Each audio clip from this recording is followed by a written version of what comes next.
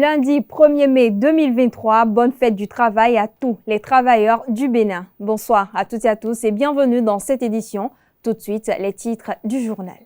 La Confédération syndicale des travailleurs du Bénin, CSTB, a commémoré ce lundi 1er mai 2023 la Journée internationale du travail.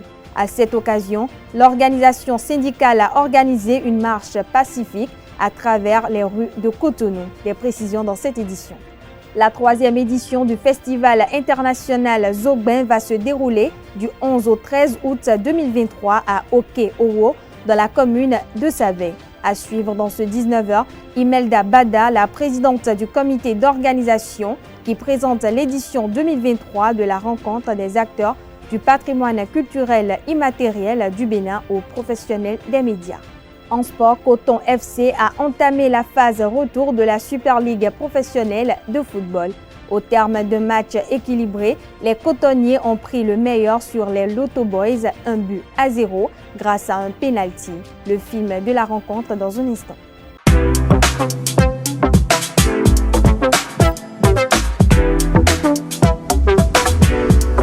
Moi, je suis à ESAE et toi?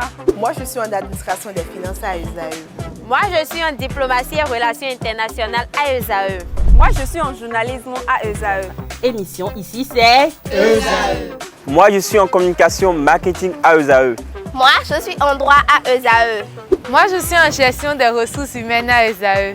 Moi, je suis en gestion des marchés publics à ESAE. Moi, je suis en administration du travail et de la sécurité sociale à ESAE. Moi, je suis en sciences économiques à ESAE.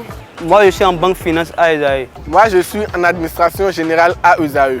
Moi, je suis en audit et contrôle de gestion à ESAE. Moi, je suis en sciences juridiques à ESAE. Moi, je suis en administration générale et territoriale à ESAE.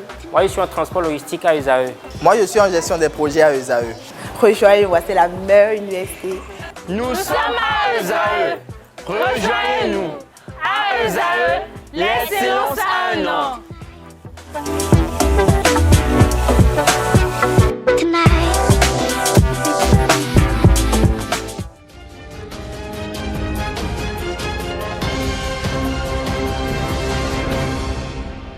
À nouveau, bonsoir. Merci de nous préférer pour vous informer. La Confédération syndicale des travailleurs du Bénin, CSTB, a commémoré ce lundi 1er mai 2023 la Journée internationale du travail. À cette occasion, l'organisation syndicale a organisé une marche pacifique à travers les rues de Cotonou. Sur les banderoles confectionnées pour la circonstance, on peut lire « Non à l'exploitation et la sous-traitance sauvage des ouvriers des chantiers ». Il faut l'application des mesures de la revalorisation du SMIC et sa hiérarchisation dans les entreprises semi-publiques et privées du Bénin. Les travailleurs dénoncent la cherté de la vie et la faim programmée et exigent la suppression des nouveaux impôts, les taxes uniques des marchés et bien d'autres. Dans un autre registre, la colonie camerounaise en République du Bénin, CCRB, a rempli son devoir civique à l'occasion de l'élection de son président et son vice-président. C'était hier dimanche 30 avril 2023 à la Bourse du Travail de Cotonou. Reportage Quentin Amoussou. 10 ans après avoir passé une période sombre, la colonie camerounaise en République du Bénin a renoué avec les urnes. C'était hier dimanche 30 avril 2023 à l'occasion de l'élection du président et du vice-président de la CCRB à la Bourse du Travail de Cotonou. Les Camerounais ont le choix entre les deux listes présentes déjà dans l'après-midi. Le vice-président de la première liste, Paulin Kouetier, a donné le bon exemple. Je suis plus que satisfait. Beaucoup de Camerounais sont sortis. Les Camerounais résidant au Bénin, bien sûr, sont sortis pour accomplir le devoir civique, le devoir moral pour l'élection du président et du vice-président de la communauté des Camerounais résidant au Bénin. La candidate Sikedi Davison n'a pas manqué de faire comme son colistier. C'est un honneur et un plaisir d'accomplir mon devoir civique. Mais tout d'abord, je tiens à remercier le peuple camerounais. Et je rends grâce à Dieu qui, après 10 ans, s'est souvenu des Camerounais. Le président du collège électoral, Victor Yumbamba, fait le bilan à mi-journée des élections. Je pense que le bilan il est très positif. On a décidé d'organiser une élection, une très bonne élection. Et en plus, le problème, c'est qu'on est dans la dynamique de cette élection. Vous-même, vous voyez effectivement les gens qui sont autour de nous. Et c'est parce que la communauté en a besoin. Et nous sommes donc, comme je l'ai dit, dans cette dynamique de faire cette élection. Et elle va arriver jusqu'au bout, comme on l'a prévu. Et puis, de l'autre côté, malgré qu'il y a le marathon, c'est un peu difficile que tout le monde vienne au même moment. Il y a ceux qui viennent, qui partent, et ceux qui restent. Rima Zok, représentant du consulat général du Cameroun à Lagos, s'est dépêché sur le terrain pour s'assurer du bon déroulement des élections. Vraiment, je ne m'attendais pas à ce que je vois là parce que c'est tellement organisé. Les gens qui étaient, n'est-ce pas, désignés comme les organisateurs de cette élection, ils ont mis la main dans la pâte, tous, et puis ça se passe très bien. Il n'y a pas de problème. À la fin des votes, les résultats provisoires classent le duo Sikedi Davison et Poulin Koueche à la tête de la CCRB. Les résultats définitifs sont prévus pour le mercredi 3 mai 2023 au plus grand tard. À la fin du vote, les ressortissants du Cameroun au Bénin ont exprimé leur joie. On les suit au micro de Quentin Amoussou. Mes impressions ne peuvent ne pas être que bonnes dans la mesure où je suis l'un de ceux qui ont bataillé à ce qu'on arrive à ces processus, à ce qu'on me permette de manifester mon premier devoir de citoyen. J'ai pris Dieu, j'ai pris Allah, tel que ça a bien commencé, que ça se termine ainsi. Et nous attendons le résultat final. Je suis venu m'associer à cet événement. Et je pense que c'est un nouveau départ que nous voulons pour les Camerounais qui sont ici. C'est un nouveau départ pour tous ceux qui veulent le bien-être des Camerounais et nous pensons pouvoir y contribuer chaque fois que ce sera du besoin. Cela s'est passé dans de très bonnes conditions et j'exhorte tous mes frères et sœurs de sortir massivement pour les votes parce que c'est notre devoir de venir le faire. Et mes sentiments ce matin, c'est le sentiment de fierté. Parce que tout se passe dans de très bonnes conditions, dans le calme et la discipline. Et j'en suis vraiment très heureux. Je suis venu et j'ai eu à vérifier mon nom sur la liste. Il était là, 119, et puis je me suis dirigé vers l'une. Après, j'ai voté. Parce que vous voyez, moi j'étais dans la liste B, Cotonou B, donc, et mon nom était numéroté 119. Et ouais, ça s'est bien passé. Je l'annonçais au sommaire de cette édition, la 3e édition du Festival international Zogbin va se dérouler du 11 au 13 août 2023 à Oké-Owo, dans la commune de Savè. À 3 mois de cette rencontre, des acteurs du patrimoine culturel immatériel béninois, Imelda Bada, la présidente du comité d'organisation, entourée de quelques membres de son équipe, a présenté l'édition 2023 lors d'une conférence de presse au Centre des Jeunes d'Abomey-Calavi. Suivons-la au micro de Seton Delarius à Djagbenou. Sauvegarder donc le patrimoine culturel immatériel veut dire garantir sa viabilité parmi les générations actuelles et sa transmission continue aux générations de demain. Ainsi, le Festival international Zogbin a pour objectif de contribuer à faire connaître le patrimoine culturel immatériel béninois à tous, d'induire une économie d'échelle et d'importants flux touristiques par la valorisation du patrimoine culturel immatériel béninois, d'accompagner les conventions de l'UNESCO, notamment pour la sauvegarde du patrimoine culturel immatériel du 17 octobre 2003, de faire du patrimoine culturel immatériel un levier de partage de valeurs et d'éducation de masse, d'accompagner bien sûr les efforts du gouvernement du président Patrice Talon dans la promotion du Bénin à l'international et faire du Bénin une destination touristique prisée en Afrique et dans le monde. Au programme, nous aurons des ateliers créatifs, nous aurons des spectacles vivants, nous aurons des balades virtuelles pour permettre à découvrir d'autres endroits du Bénin qui nous sont encore cachés et qui cachent pourtant chez elles beaucoup de merveilles. Nous aurons des animations pour les enfants. Nous aurons des expositions ventes pour émerveiller le marché des producteurs, pour allier le consommé local, le plaisir, la santé et le climat. Nous aurons le village de la restauration avec des mets typiquement béninois. Nous aurons la buvette du terroir avec des boissons typiquement béninoises. Nous aurons des ateliers scientifiques et d'ailleurs le premier jour, il y aura un atelier sur le thème de cette année qui est le patrimoine culturel immatériel, source intarissable de richesse. Nous aurons le land art avec des sculpteurs, des plasticiens. Nous aurons également des projections cinématographiques avec des productions béninoises. Nous aurons une soirée de distinction de la Flamme d'Or pour encourager à investir dans le domaine de la culture et du patrimoine notamment. Ainsi, avec le Festival international Zogbin, l'art et la culture béninoise, nous les apporterons au-delà des frontières du Bénin pour faire bouger, chanter, danser, rire et sourire les Béninois aussi bien de l'extérieur que de l'intérieur. Et surtout, faire bouger ceux qui s'intéressent à la culture béninoise. Le Festival international Zogbin ne laisse personne sur le bord puisque sa vocation sociale est d'impliquer le plus possible les Béninois où qu'ils se trouvent. Le Festival international Zogbin est un festival pluridisciplinaire parce qu'il s'affiche sa volonté de promouvoir l'ensemble du patrimoine culturel béninois.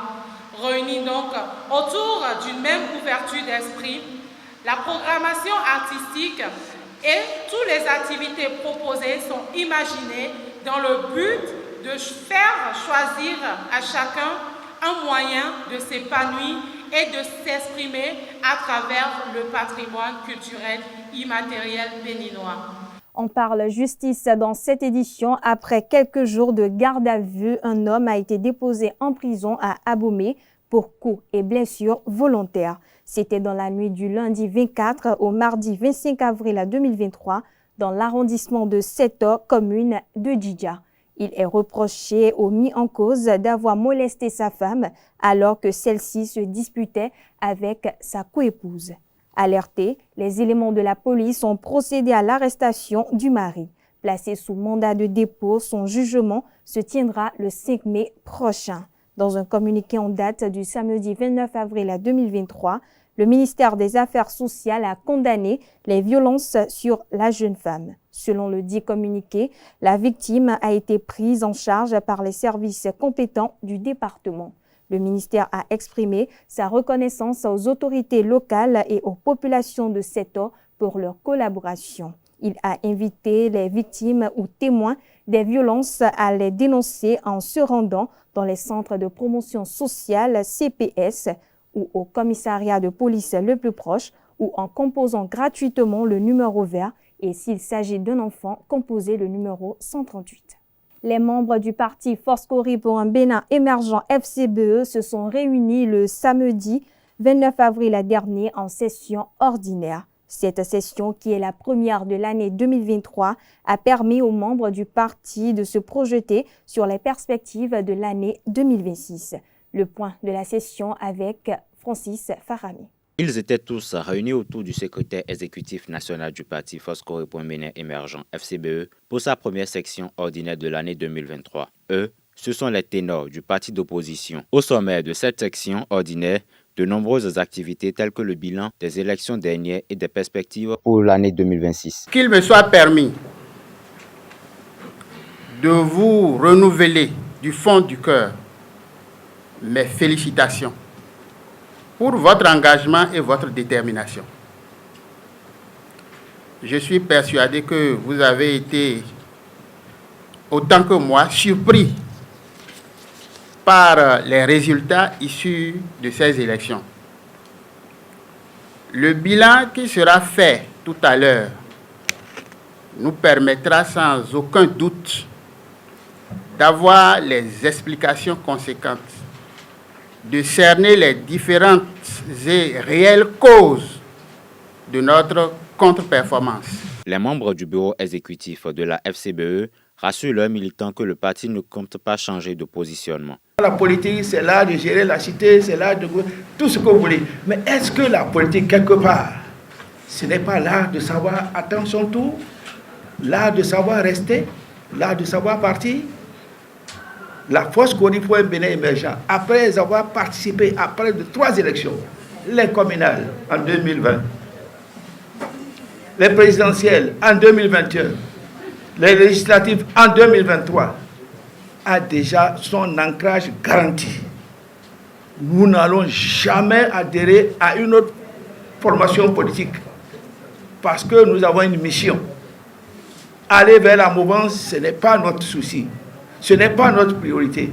Aller dans les blocs, ce n'est pas notre priorité. Notre priorité, c'est d'œuvrer pour la social-démocratie, c'est-à-dire pour améliorer les conditions de vie. Pour les militants, le ton est donc donné et l'avenue du parti clarifiée. C'est la première sortie officielle du parti après les élections législatives de 2023. C'est la toute première réunion du bureau exécutif national. Et donc le décor est planté, toutes les communications passées, vous voyez qu'il y a encore de la matière et les vrais débats sont posés sur la table relativement à l'avenir du parti, au positionnement politique et à la contribution au débat national par rapport aux préoccupations de l'heure. Donc je pense que le parti est pleinement dans son rôle et en tant que militant, en tant que responsable, mes impressions sont très bonnes. Cette première section ordinaire intervient quelques jours après la célébration en différé par la FCBE de la Journée internationale des droits des femmes. Le centre artistique Miwake a démarré le vendredi 28 avril dernier le casting pour le compte de l'année 2023. L'objectif de ce casting était de recruter de nouveaux membres pour le centre artistique. Au cours de ce casting, plusieurs catégories d'artistes, dont des danseurs, des percussionnistes, des slameurs et d'autres catégories d'artistes ont presté sur les regards et appréciations des membres du jury. Le film de la cérémonie, c'est avec Francis Farami. Le centre artistique Miwake a démarré le casting de l'année 2023 ce vendredi 28 avril. À cet effet, plusieurs candidats ont presté dans plusieurs domaines tels que la danse, le théâtre et bien d'autres. Comment tu vas? Il y a très longtemps.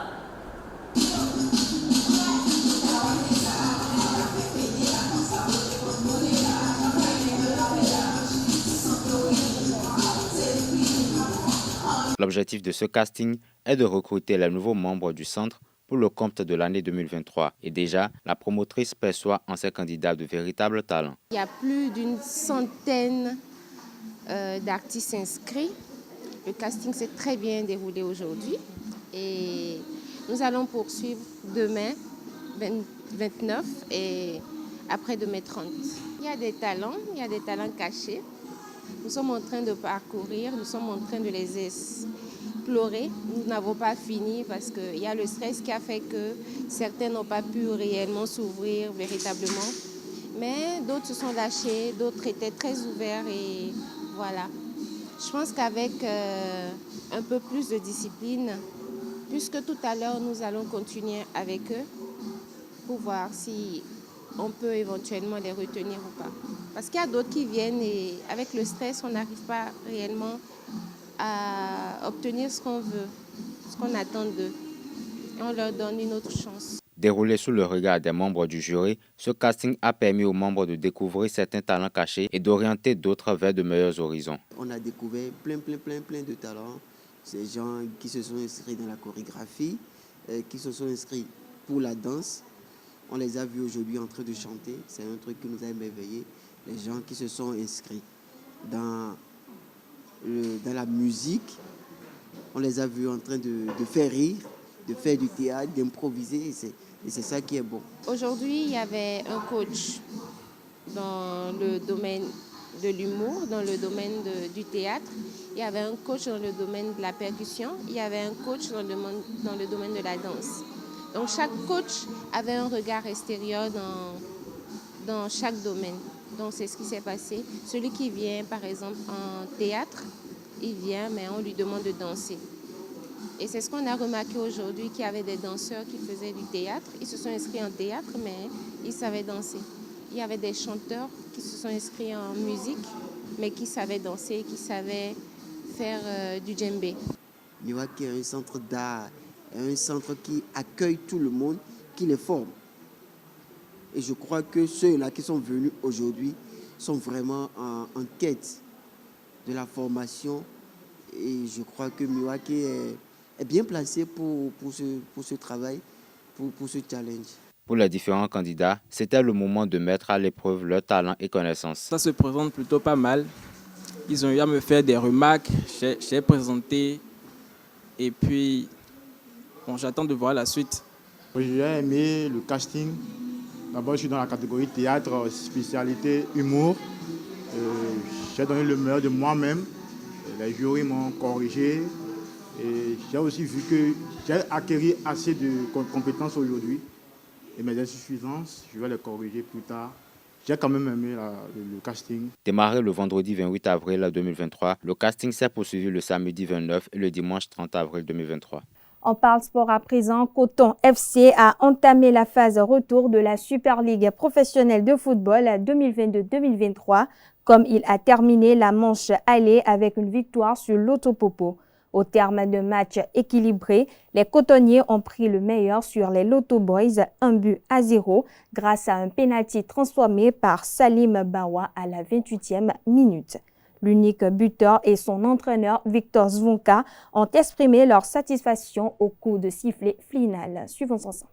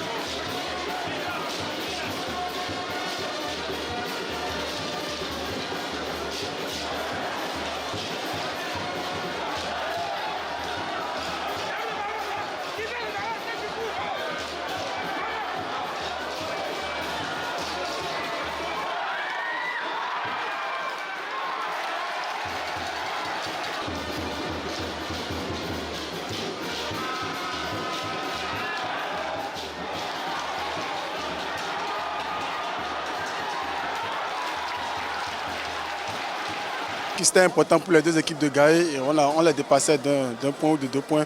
Voilà, aujourd'hui, il fallait que nous remportons les 3 points pour pouvoir creuser l'écart et c'est normal, notre joie c'est normal et c'est bon pour nous pour la suite du championnat. Chaque saison est différente. Je pense que l'année dernière, on avait peut-être mal géré les 2 matchs. Bon, on les a perdus. Cette année, je dirais qu'on les a sûrement mieux préparés. On était peut-être, quand on a été joué à la fin des matchs allés, dans une situation d'abord où on était bien et on a su faire la différence. Aujourd'hui, on savait que ça allait être un match très difficile parce que c'est une équipe qui avait envie comme nous de gagner et donc on a su faire la différence. C'est vrai peut-être sur un penalty. Je dirais que dans l'équilibre du jeu, on peut dire que c'était peut-être match nul. On a eu peut-être une occasion peut-être de plus qu'eux, puis il y a ce penalty qui fait des fois la différence dans des grands matchs. Le championnat se joue encore, ça reste encore 11 journées à jouer, donc tout est possible, c'est juste que 5 points on les dépasse. Et celui qui est derrière nous aussi, Aïma aussi, il est en train de nous talonner, donc rien n'est encore joué, c'est à nous de retrousser les manches et puis les matchs à venir de faire encore mieux, de toujours gagner, Inch'Allah. Vous savez, c'est simple, c'est j'attends mercredi pour gagner le prochain match, le reste ne m'intéresse pas. On a battu un adversaire qui veut jouer comme nous la première place. Il y a Cavalier qui arrive et on a été, c'est vrai que ça n'a pas été facile chez eux. Toutes les équipes qui jouent contre nous veulent faire un grand match. Donc il faudra bien se préparer parce que ça ne va pas être facile. Mais j'ai confiance pour qu'on puisse enchaîner encore. Et de toute façon, il y a une chose sûre et certaine aujourd'hui, c'est que bon, on est devant. Il suffit de regarder nos résultats et pas s'occuper du reste. La jeunesse athlétique de Kétou, Jacques, a reçu l'AS Takounin le samedi 29 avril 2023 pour le compte de la 13e journée de la Super Ligue professionnelle de football. C'était au stade Omnisport de Kétou. À l'arrivée, c'est les locaux qui l'ont emporté 2-0. Reportage à Nedo. La fureur de Mère Nature en cette 13e journée de la Super League professionnelle n'a pas empêché la victoire de la Jacques. Les hommes de Kétou ont vaincu l'AS Takounin 2-0. Début de rencontre sous une forte pluie, les deux équipes ont eu toute la première période pour s'adapter. De retour des vestiaires, la Jacques se montre plus offensive. D'une frappe hors de la surface de réparation, Daniel Semako donne l'avantage aux siens à la 60e minute.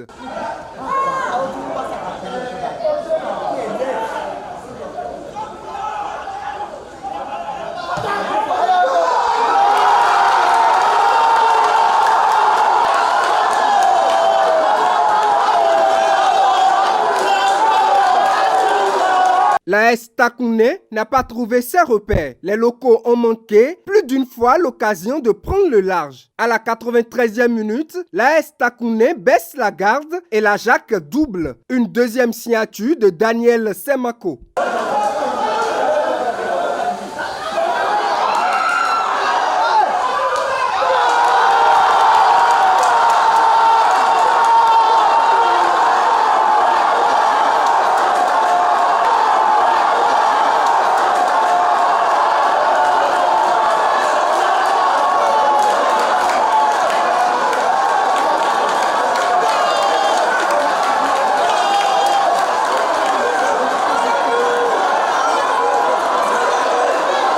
Score final, 2-0 pour la Jacques qui entame avec brio la seconde phase du championnat.